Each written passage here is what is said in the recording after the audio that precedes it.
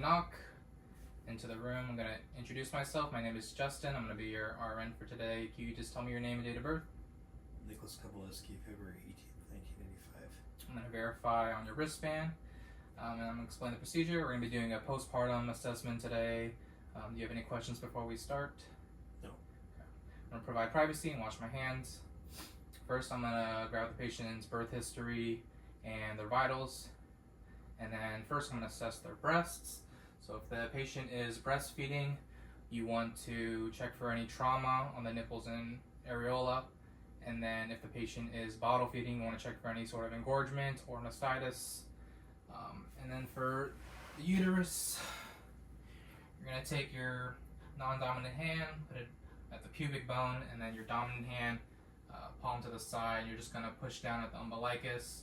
And if you're just checking for any firmness, no bogginess, and if so, then that means there's no hemorrhage or no extra bleeding, and you want to make sure that the uterus is midline to their abdomen.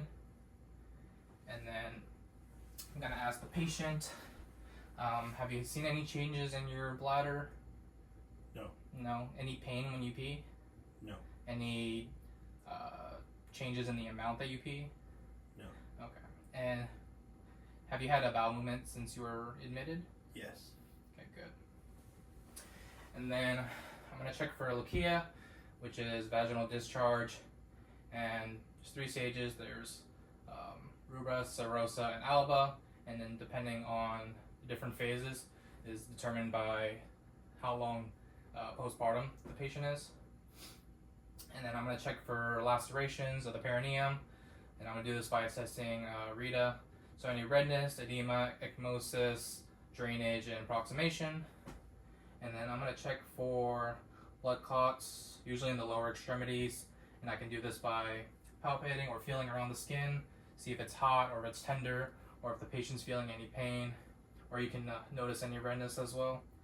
And then on an emotional level, you want to make sure the patient is experiencing no depression, postpartum depression.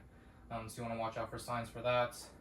And then you also want to make sure that the mother is bonding with the baby.